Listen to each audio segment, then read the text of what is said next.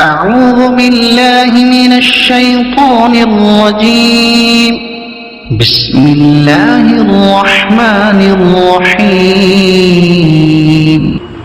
الحمد لله نحمده ونستعينه ونستغفره ونؤمن به ونتوكل عليه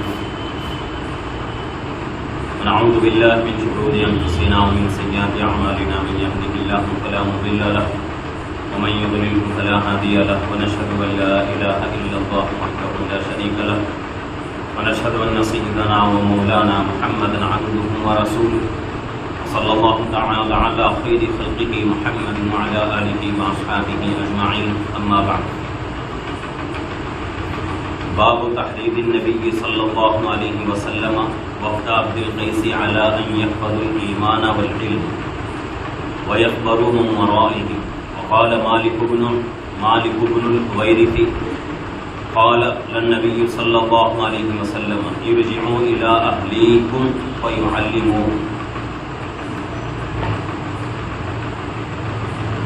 الحمدللہ حدیث شریف کا سلسلہ جاری ہے.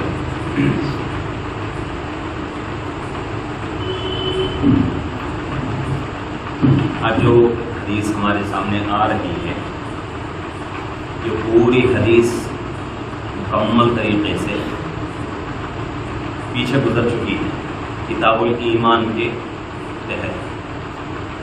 اب تو کتاب العلم یعنی علم کے بارے میں بات چل رہی ہے، حدیثیں چل رہی ہیں، لیکن اس باب سے پہلے ایمان کے بارے میں بات چل رہی تھی، ایمان کے بارے میں حدیثیں چل رہے تھے.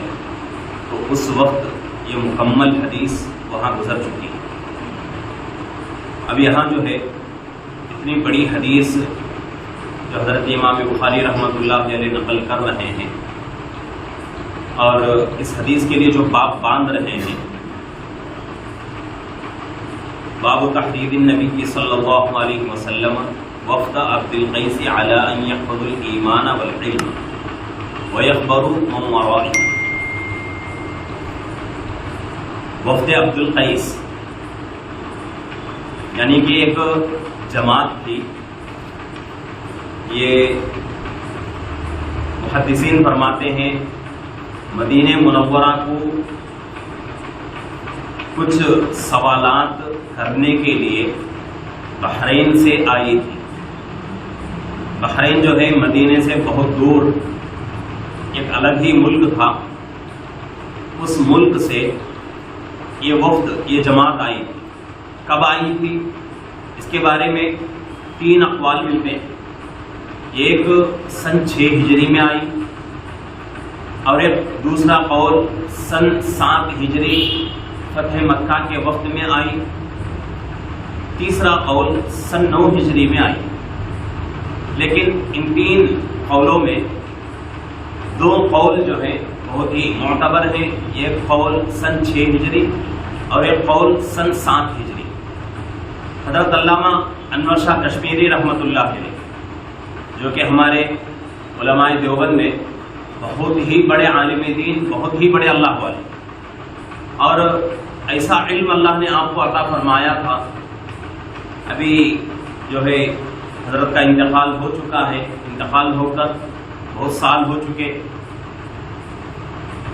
دارالعلوم دیوبند جبکہ شروع ہوا تھا، دیوبند کا مدرسہ، تو اس وقت بہت ہی کم تعداد بچوں کی تھی.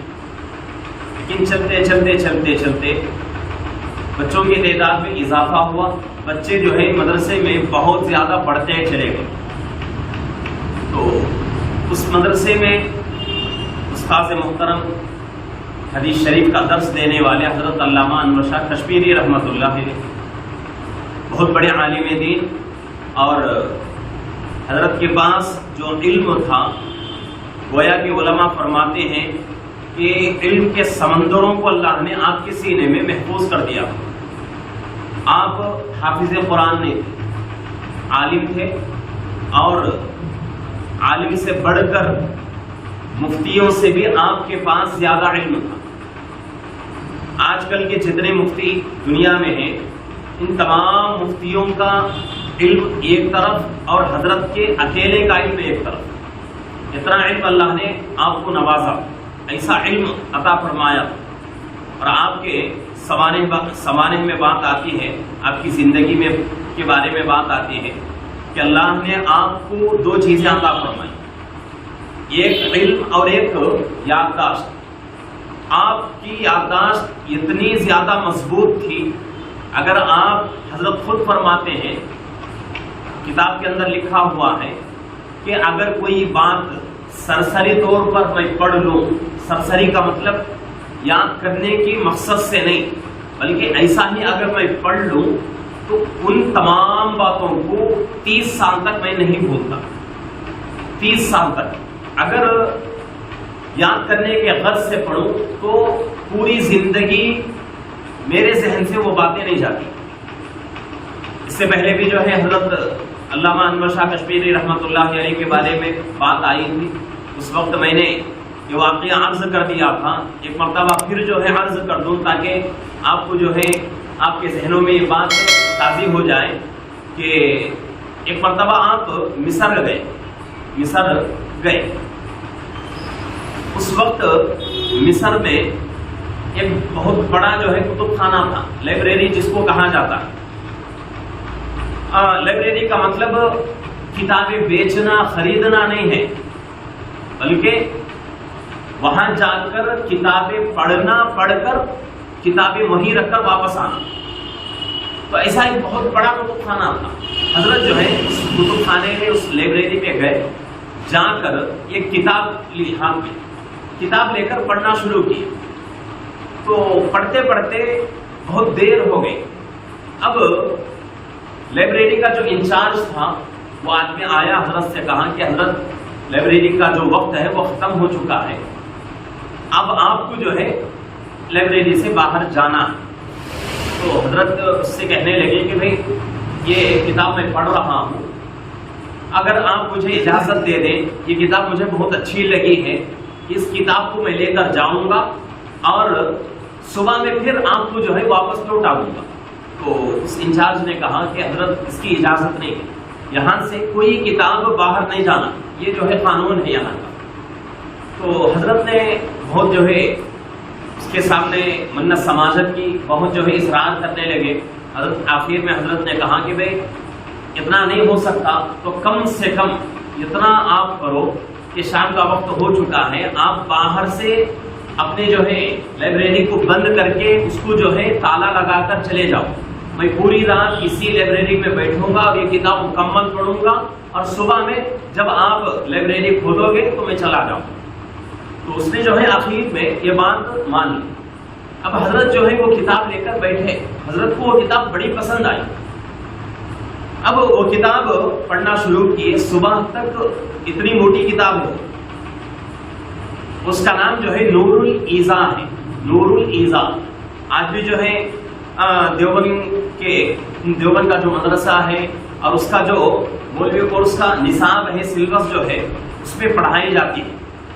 تو وہ کتاب جو ہے حضرت صبح ہونے تک پوری مکمل پڑھ لی، پڑھ کر اب چونکہ کتاب لے کر باہر آنے کی اجازت نہیں تھی، تو حضرت نے کیا کیا، کتاب کو پوری مکمل طریقے سے یاد کر کے ایک رات میں اتنی موٹی کتاب یاد کر لی، یاد کر کے ہندوستان آ کر اس کتاب کو حضرت نے پھر دوبارہ لکھا۔ یہاں ہندوستان میں وہ کتاب نہیں تھی۔ تو ایسا جو ہے حضرت کا حافظہ تھا، اتنا آپ کا ذہن اور اتنا جو ہے آپ کا دماغ اتنا جو ہے تیز تھا، اتنا جو ہے مضبوط تھا آپ کا حافظہ کہ کوئی بات حضرت خود فرماتے ہیں کہ سرسری طور پہ پڑھ لوں تو 30 سال تک میں نہیں بھولتا۔ تو یہ جو ہے اصل میں بات یہاں سے شروع ہوئی۔ حضرت علامہ انور شاہ کشمیری رحمۃ اللہ علیہ ہماری علماء دیوبند میں بہت بڑے عالم دین، بہت بڑے بزرگ اللہ والے، تو حضرت فرماتے ہیں کہ یہ وفد جو ہے وفد عبد القیس، یہ وفد اصل میں اللہ کے نبی صلی اللہ علیہ وسلم کے پاس 2 مرتبہ آیا۔ ایک مرتبہ سن 6 ہجری میں آیا، اس کے بعد دوسری مرتبہ سن 7 ہجری فتح مکہ سے پہلے آیا۔ تو اس طرح جو ہے حضرت فرماتے ہیں۔ اب کتنے لوگ تھے جماعت میں، ان کے بارے میں فرمایا جاتا ہے کہ 14 لوگ مکمل اس جماعت میں تھے، 14 لوگوں کی وہ جماعت تھی۔ بحرین سے مدینہ منورہ آئے کس مقصد سے؟ علم حاصل کرنے کے لیے. علم کا مطلب پورا عالم بن کر جانے کے غرض سے نہیں، بلکہ کچھ سوالات ان کے تھے، وہ سوالات کرنے کے لیے اور وہ سوال پوچھنے کے لیے بحرین سے مدینہ منورہ تک سفر کیا ہوا. کئی روز کا سفر ہوتا ہے. آج کل تو جو ہے بہت سہولتیں ہو گئی، اس زمانے میں اونٹ کا سفر ہوتا تھا یا پھر جو ہے پیدل سفر کرنا پڑتا تھا. تو اتنا لمبا سفر کر کے ایک ملک سے دوسرے ملک میں آ کر سوالات کر کے اپنے دل کو تسلی ہو گئی اور وہ جماعت وہاں سے چلی گئی. تو اب جو ہے حضرت امام بخاری رحمۃ اللہ علیہ یہاں جو حدیث لا رہے ہیں، یہ پوری حدیث ایمان کے باب میں گزر چکی ہے. اب ان پورے حدیث کا ترجمہ اگر کریں گے تو پھر جو ہے بات جو ہے لمبی ہو جائے گی. اصل حضرت امام بخاری رحمۃ اللہ علیہ یہاں کیا کہنا چاہتے ہیں، وہ اصل میں حضرت ابی جمرہ وہ ایک تابعی فرماتے ہیں، قال کنت، یعنی کہ حدیث شروع ہونے سے پہلے ایک صحابی حضرت مالک بن حویرث رضی اللہ عنہ کہ فرماتے ہیں کہ نبی پاک صلی اللہ علیہ وسلم ہمیں ارجعوا الی اہلیکم فیعلموہم، ہم سے کہا کہ تم کیا ہو جاؤ، اپنے گھروں کو واپس لوٹ جاؤ اور کچھ علم میں تمہیں سکھاتا ہوں، یہ علم اور یہ احکامات اپنے گھر والوں کو سکھاؤ. اب یہاں جو ہے یہ حدیث کا ٹکڑا مکمل ہو گیا. اب جو دوسرے اصل حدیث جو آ رہی ہے وہ بہت لمبی حدیث، اس کا خلاصہ میں نے کر دیا ہے. اب یہاں جو ہے حضرت امام بخاری رحمۃ اللہ علیہ باب جو باندھ رہے ہیں وہ حضرت مفتی عبد القیس کے تعلق سے، اور اسی میں باب کے اندر ہی حدیث کا ایک ٹکڑا لا رہے ہیں کہ حضرت ابو جمرہ رضی اللہ عنہ یہ ایک صحابی ہے، مالک بن حویرث ایک صحابی ہے، فرماتے ہیں کہ میں اللہ کے نبی پاک صلی اللہ علیہ وسلم کے پاس آیا ہوا تھا. اب یہاں جو ہے یہ مالک بن حویرث ان کا قصہ الگ ہے، مفتی عبد القیس کا قصہ الگ ہے، وہ واقعہ الگ یہ واقعہ الگ، دو بھی جو ہے ایک نہیں ہے. یہاں جو ہے باب میں حضرت امام بخاری رحمۃ اللہ علیہ حضرت مالک بن حویرث رضی اللہ عنہ کے بارے میں فرما رہے ہیں، اور نیچے جو ہے حضرت ابو جمرہ رحمۃ اللہ علیہ جو کہ تابعی ہیں، اور وہ فرماتے ہیں کہ میں حضرت عبداللہ ابن عباس رضی اللہ عنہما کے پاس رہتا تھا، اور میں حضرت عبداللہ ابن عباس رضی اللہ عنہما اور دوسرے لوگوں کے درمیان میں ترجمان بنتا تھا. یعنی کہ اللہ کے حضرت عبداللہ ابن عباس رضی اللہ عنہما کو فارسی زبان نہیں آتی تھی، عربی زبان آتی تھی. فارس کے لوگ یعنی کہ فارسی زبان والے آ کر آپ سے کچھ سوال کرتے تو میں جو ہے فارسی زبان جانتا تھا، تو اس کو میں سن کر اس کا ترجمہ عربی میں کرتا تھا. اب حضرت عبداللہ ابن عباس رضی اللہ عنہما اس کا ترجمہ عربی میں دیتے، اس کا جواب عربی میں دیتے، اور پھر اس کو میں ان لوگوں کو فارسی میں ترجمہ کر دیتا. جیسا کہ آج بھی جماعتیں باہر کی آتی ہیں، باہر چاہے وہ عرب ممالک کی ہوں یا پھر جو ہے انگریزی ممالک کے ہوں. عرب ممالک کے آئے تو کوئی جو ہے اچھا عربی جاننے والا عالم ہو، کوئی مفتی ہو، تو وہ اس کے ساتھ جماعت کے ایک ساتھی کو بٹھا دیتے ہیں. مشورے سے طے ہوتا ہے کہ بھائی کون بیان کرنا ہے، اس کے بعد ترجمہ کون کرے گا وہ بھی طے ہو جاتا ہے. اب یہ اصل میں جماعت کے جو ساتھی ہیں عربی میں بیان کریں گے. اب ہم لوگوں کو عربی نہیں آتی، اب ہمیں کیا سمجھ میں آئے گا؟ تو پھر جو ہے اس کا ترجمہ کرنے والے اردو میں ترجمہ کرتے ہیں. جب اردو میں ترجمہ ہوتا ہے تو بات ہمیں سمجھ میں آتی ہے. تو اسی طریقے سے وہ زمانے میں بھی یہی سسٹم تھا. اللہ کے نبی پاک صلی اللہ علیہ وسلم کے زمانے میں بھی ایسا ہی ہوتا تھا. یہودی لوگ آتے تھے، آ کر اللہ کے نبی صلی اللہ علیہ وسلم کے پاس تورات کے بارے میں کہتے تھے، تو اللہ کے نبی صلی اللہ علیہ وسلم کو ان یہودیوں کے باتوں کے اوپر بھروسہ نہیں ہوتا تھا. تو اس لیے اللہ کے نبی صلی اللہ علیہ وسلم کچھ صحابہ جیسا کہ حضرت عبداللہ ابن سلام رضی اللہ عنہ جو کہ بہت بڑے یہودیوں کے عالم تھے، ایمان کی دولت سے نواز دیے گئے، ایمان کے دائرے میں آ گئے، تو حضرت عبداللہ ابن سلام رضی اللہ عنہ کو اپنے دربار میں رکھتے تھے، اپنے جو ہے پاس رکھتے تھے۔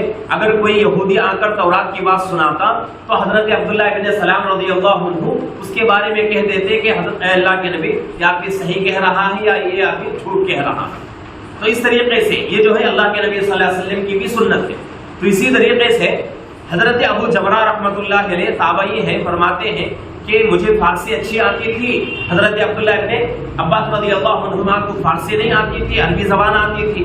فارسی جاننے والے آ کر کچھ سوال کرتے تو میں اس کا ترجمہ عربی میں حضرت عبداللہ ابن عباس رضی اللہ عنہما سے کرتا۔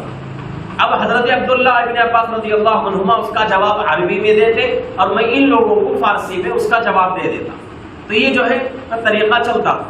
تو اب یہاں جو ہے وقت عبد القیس کے بارے میں پورا تذکرہ ہوا۔ اب جو ہے وہ پوری حدیث دہرانے کی ضرورت نہیں ہے، اگر دہراؤں گا تو وقت جو ہے بہت کافی اس پہ لگ جائے گا۔ تو اب اصل میں حضرت مالک ابن الحویرث رضی اللہ عنہ یہ صحابی، اور بخاری شریف جب سے شروع ہوئی ہے اب تک ان کی پہلی حدیث ہمارے سامنے آ رہی ہے۔ اب یہاں جو ہے بخاری کے اندر ہو یا دوسری مسلم شریف ہو یا کوئی اور حدیث کی کتابیں ہوں، ان تمام کتابوں میں حضرت مالک ابن الحویرث رضی اللہ عنہ کے 15 حدیثیں ہمیں ملتی ہیں۔ 15 حدیثوں میں 2 حدیثیں ایسی ہیں جو کہ بخاری شریف کے اندر بھی ہیں اور مسلم شریف کے اندر بھی ہیں، اور ایک روایت ایسی ہے جو کہ صرف بخاری شریف میں ہے، مسلم شریف کے اندر نہیں ہے، اور باقی جو روایتیں ہیں، باقی جو حدیثیں ہیں دوسری کتابوں میں موجود ہیں۔ تو حضرت مالک ابن الحویرث رضی اللہ عنہ یہ مدینے کے صحابی نہیں تھے، بلکہ باہر سے آئے ہوئے تھے۔ باہر سے آ کر کس مقصد سے آئے تھے؟ علم حاصل کرنے کے لیے۔ اللہ کے نبی صلی اللہ علیہ وسلم کے دربار میں تھے، آپ کے ساتھ اور کچھ لوگ بھی آئے تھے، اور ان کی تعداد کیا تھی اس کے بارے میں کوئی وضاحت نہیں کتنے لوگ تھے، لیکن وقت عبد القیس کے بارے میں نے کہا کہ اس کے بارے میں حدیث کی کتابوں میں شروحات میں لکھا ہوا ہے کہ 14 آدمی تھے، لیکن حضرت مالک ابن الحویرث رضی اللہ عنہ جس جماعت میں آ رہے ہیں اس جماعت کے بارے میں کوئی بھی جو ہے وضاحت نہیں ہے کہ بھائی اس جماعت میں کتنے لوگ، لیکن اس جماعت میں صحابی بھی یہ صحابی تھے حضرت مالک ابن الحویرث رضی اللہ عنہ۔ اب کتنے دن ہوئے تھے اللہ کے نبی صلی اللہ علیہ وسلم کے پاس آ کر؟ 20 دن مکمل ہو چکے تھے۔ اپنے ملک کو چھوڑ کر، اپنے گاؤں کو چھوڑ کر مدینے میں آئے، اللہ کے نبی صلی اللہ علیہ وسلم کے دربار میں رہے۔ کیا مقصد تھا؟ علم حاصل کرنا مقصد۔ علم حاصل کرنے کے لیے اپنا سب کچھ چھوڑ کر آئے، آ کر 20 دن تک رہے۔ 20 دن کے بعد حضرت مالک بن الحویرث رضی اللہ عنہ پریشان ہو رہے تھے۔ کیوں پریشان ہو رہے تھے؟ گھر یاد آ رہا تھا، گھر والے یاد آ رہے تھے۔ ہوتا ہے آج بہت سارے لوگ جو ہے جماعت میں جاتے ہیں، جماعت میں جانے کے بعد یا پھر جو ہے کمانے کے غرض سے باہر جاتے ہیں، سعودی جاتے ہیں، کویت جاتے ہیں یا کوئی اور ملک میں جاتے ہیں۔ اگر فیملی کے ساتھ چلے جائیں تو کوئی مذائقہ نہیں ہے، فیملی اگر یہاں رہے اور وہ لوگ وہاں چلے جائیں تو کبھی کبھی ان کو جو ہے اس چیز سے تکلیف ہوتی ہے۔ ان کو جو ہے اپنے بچے، اپنے گھر والے، اپنے ماں باپ، اپنے رشتہ دار، دوست احباب یاد آتے ہیں، اور یاد آ کر کبھی کبھی انسان جو ہے مجبور ہو کر وہاں سب کچھ چھوڑ کے نکل کے آ جاتا ہے۔ تو اسی طریقے سے صحابی دوسرے ملک سے، دوسرے گاؤں سے آئے تھے مدینہ منورہ علم حاصل کرنے کے غرض سے، دنیا کمانے کے لیے نہیں، دنیا کمانے کے لیے نہیں۔ آج یہ جو ہے اتنا خراب ماحول بنتا جا رہا ہے ہمارا کہ شادی کر لیتے ہیں لوگ، شادی کر کے اپنے جو ہے بیوی کو گھر پر اکیلی چھوڑ دیتے ہیں، چھوڑ کر چلے جاتے ہیں سالوں سالوں کے لیے، 4 سال، 5 سال، 6 سال، 10 سال۔ کتنا بڑا ظلم ہے عورت کے اوپر۔ یہ جو ہے اگر شوہر کسی کا اپنے جو ہے بیوی کے نظروں کے سامنے نہ رہے، اور یہاں بیوی گھر میں جو ہے رہ کر گھٹ رہی ہے اور اس کو تکلیف ہو رہی ہے، اس کے حقوق ضائع ہو رہے ہیں، اس کا دیکھ بھال کرنے والا کوئی نہیں، اور اگر وہ بیمار ہو جائے وقت پر اس کا علاج نہیں ہو رہا ہے، وقت پر اس کی ضرورتیں، اس کی جو ہے کچھ حقوق ہوتے ہیں پورے نہیں ہو رہے ہیں تو وہ بھی تو انسان ہے، وہ بھی تو جو ہے عورت ہے، کتنے دن صبر کر سکتی ہے؟ تو آج جو ہے ان چیزوں کی وجہ سے کہ جو لوگ شادیاں کر کے سالوں سالوں کے لیے کمانے باہر چلے جاتے ہیں تو کتنے جو ہے واقعات ایسے ہو رہے ہیں کہ وہ آدمی واپس آنے تک اس کا گھر اجڑ جاتا ہے، اس کا گھر جو ہے اجڑ جاتا ہے، اس کا گھر برباد ہو جاتا ہے، اور گھر کی جو مستورات ہیں وہ غلط جو ہے راستے پر چلی جاتی ہے۔ کیوں ہوتا ہے؟ موقع ہم لوگ دے رہے ہیں کہ بھئی اگر ہم ان کے سامنے ہوتے، ان کے حقوق ادا کرتے ہوتے اور ان کی ضرورتیں پوری کرتے ہوتے تو وہ ان لوگوں کو ضرورت نہیں ہے گھر کے باہر جانے کی۔ لیکن یہ تمام جو ہے آج کے ماحول میں، آج کے معاشرے میں جو ہے بہت زیادہ ہو رہا ہے۔ لوگ جو ہے ایک بہانہ کرتے ہیں، اگر کسی کو کہا جائے کہ بھئی وہاں جا کر بھی محنت کرنا ہے، وہی محنت یہاں کر کے یہاں رہ کر کرو، تو لوگ جو ہے ایک بہانہ بہت اچھے طریقے سے کہتے ہیں کہ حضرت اگر یہاں رہیں گے تو وقت پر ہم کام پر نہیں جائیں گے، وقت پر ہماری جو ہے نوکری نہیں رہے گی، وقت پر ہمیں جو ہے کام پر جانا مشکل ہو جائے گا، اس کی وجہ سے جو ہے پیسہ ہمارا کم ہو جائے گا، اگر جائیں تو یہاں جو ہے خرچے بہت زیادہ ہو جائیں گے۔ تو یہ تمام چیزیں جو ہے بہانے کے طور پر، اگر جتنی فکر وہاں رہ کر آدمی کرتا ہے اپنے کام کی، اپنے نوکری کی، اپنے روزی کی، اپنے گھر والوں کی، اپنے بچوں کی روزی کی، اتنی فکر اگر آدمی یہاں رہ کر لے تو پھر جو ہے اپنا گھر چھوڑنے کی ضرورت نہیں ہے اور ان تمام جو ہے پریشانیوں سے آدمی کو نجات ملے گی۔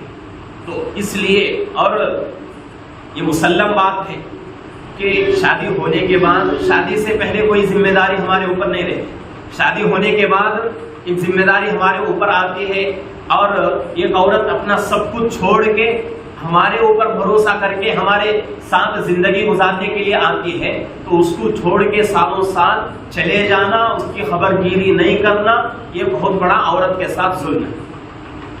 یہ حقوق کی ادائیگی نہیں ہو سکتی اس طریقے سے، تو یہ جو ہے اللہ کو جواب دینا پڑے گا۔ تو اس لیے اگر کوئی اپنے گھروں میں، اپنے جو ہے رشتہ داروں میں ایک غلط کام کر رہا ہے تو اس کو سمجھانے کی ضرورت ہے۔ تو اسی طریقے سے حضرت مالک بن الحویرث رضی اللہ عنہ باہر سے آئے تھے، دنیا کمانے کے لیے نہیں، علم حاصل کرنے کے لیے آئے تھے۔ 20 دن اللہ کے نبی صلی اللہ علیہ وسلم کے دربار میں رک کر اللہ کے نبی صلی اللہ علیہ وسلم نے محسوس کر لیا کہ بھئی ان کو اب ان کا گھر یاد آ رہا ہے، ان کے گھر والے یاد آ رہے ہیں، ان کے رشتہ دار، ان کے والدین، ماں باپ ان کو یاد آ رہے ہیں۔ تو اس لیے اللہ کے نبی پاک صلی اللہ علیہ وسلم نے کیا فرمایا؟ ارجعوا الی اہلیکم، کیا فرمایا صحابی سے؟ اپنے گھر والوں کی طرف واپس لوٹ جاؤ اور فیعلموہم، جو کچھ میں نے تمہیں سکھایا ہے وہ دین، وہ علم ان کو سکھاؤ، یہ کہہ کر اللہ کے نبی صلی اللہ علیہ وسلم واپس کر دیں۔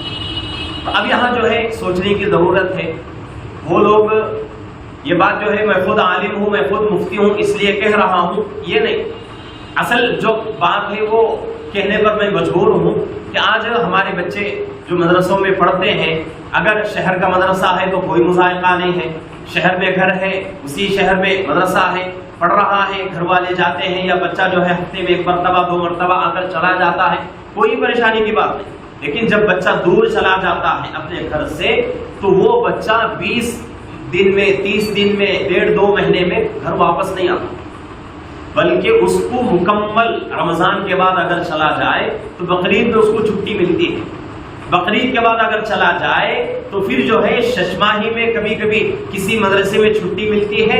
عام جو مدرسوں کا نظام ہے، بقرعید کے بعد اگر بچہ جاتا ہے مدرسے میں تو رمضان تک اس کو چھٹی نہیں ملتی۔ اتنی بڑی قربانی ہے علماء کی، وہ بچے جو کہ اپنا سب کچھ چھوڑ کے، ماں باپ چھوڑتے ہیں، اپنے بہنوں کو چھوڑ کر، اپنے بھائیوں کو، اپنے جو ہے رشتہ داروں کو، اپنے دوستوں کو، سب کو چھوڑ کے چلے جاتے ہیں۔ اور اس پہ جو ہے تجربے کی بات، ایک بات میں عرض کروں، جب بچہ مدرسے کو جاتا ہے، صرف بچے کے مدرسے کو جانے کی وجہ سے بچے کو تکلیف نہیں ہوتی، بلکہ بچے کے ماں باپ کو بھی تکلیف ہوتی ہے۔ بچے کے ماں باپ اندر اندر روتے ہیں کہ بھئی ہمارا بچہ جو ہے آج تک ہمارے نظروں کے سامنے تھا، اب جا رہا ہے، پتہ نہیں وہاں اس کو کیسے جو ہے زندگی ملے گی، کیسے جو ہے وہاں رہے گا، کیا کھائے گا، کیسے جو ہے یہ جو ہے دن رات کاٹے گا، یہ ماں باپ کو یہ چیز بڑی ستاتی ہے۔ تو اتنی ساری جو ہے قربانیاں دے کر علماء جو ہے عالم بنتے ہیں، حافظ بنتے ہیں اور مفتی بنتے ہیں۔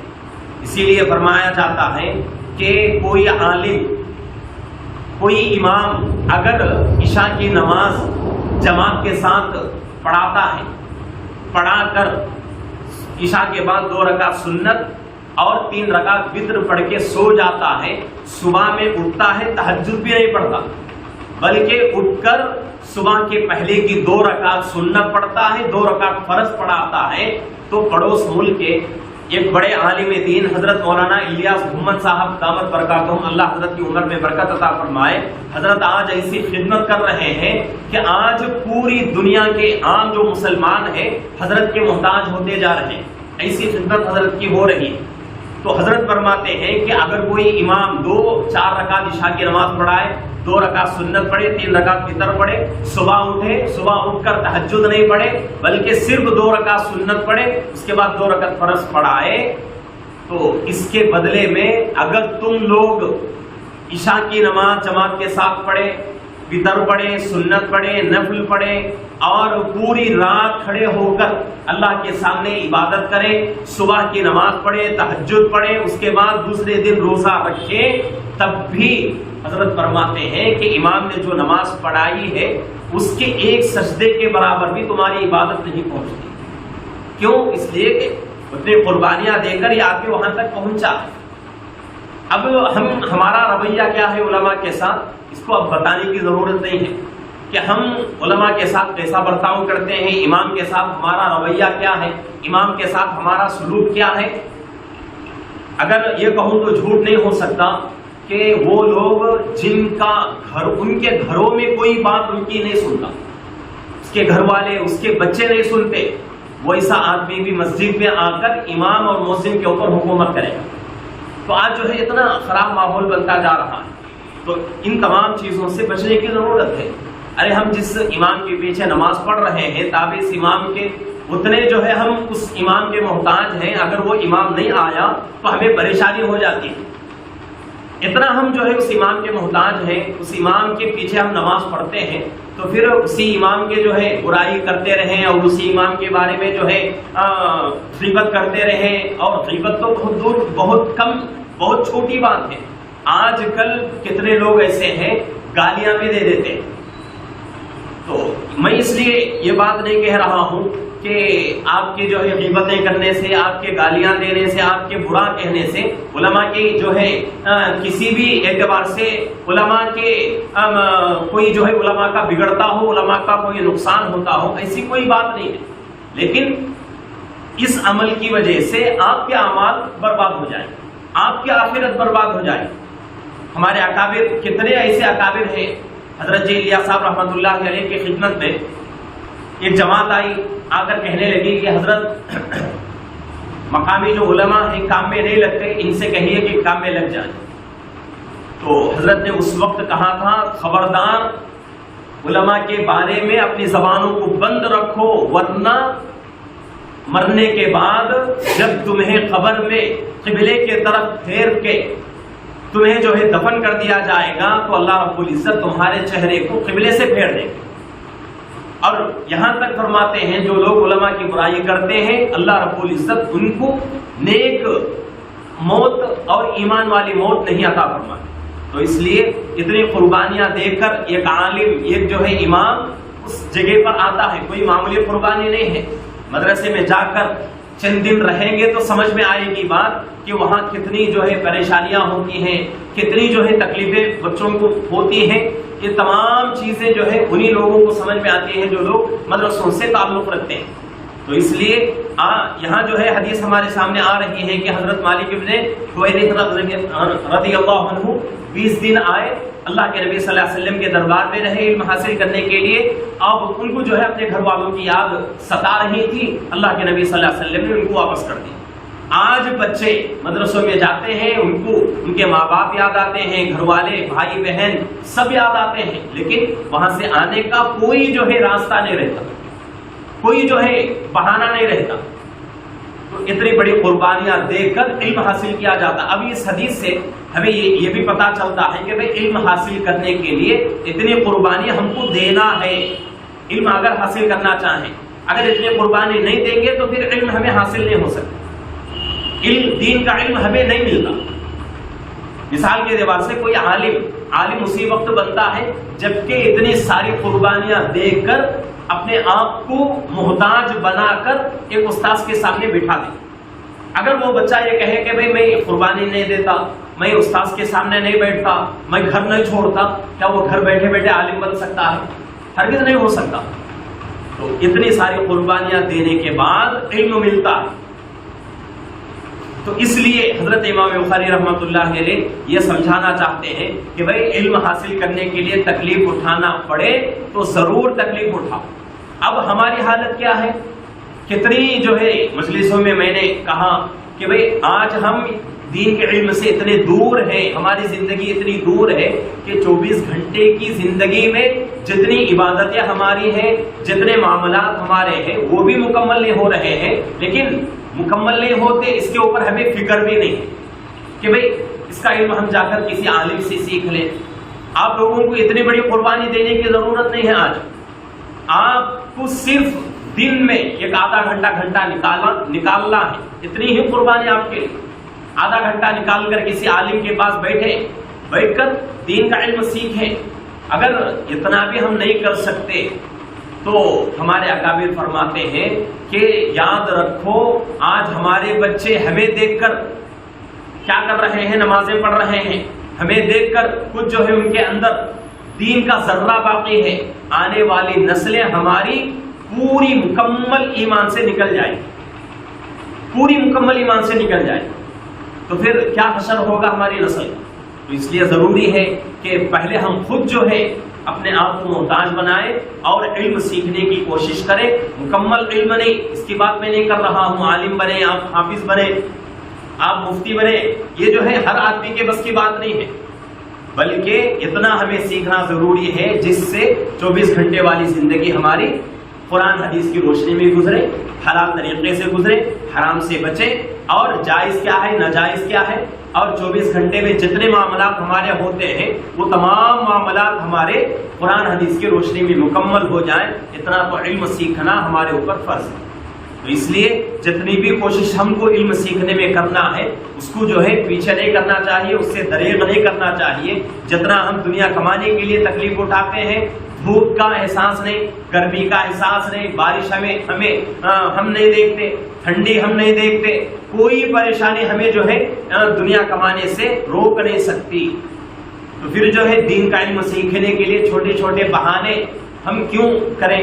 تو اس لیے ضروری ہے 24 گھنٹے ہمارے پاس ہیں، اس میں سے آپ آدھا گھنٹہ نکالے، صرف آدھا گھنٹہ نکال کر ایک دن میں 2 مسئلے سیکھ لیں، ایک دن میں 2 آیتیں سیکھ لیں، انشاءاللہ یہ سلسلہ چلتے چلتے چلتے چلتے 1 سال میں آپ 10-20 قرآن شریف کی آیتوں کے حافظ بن جائیں گے۔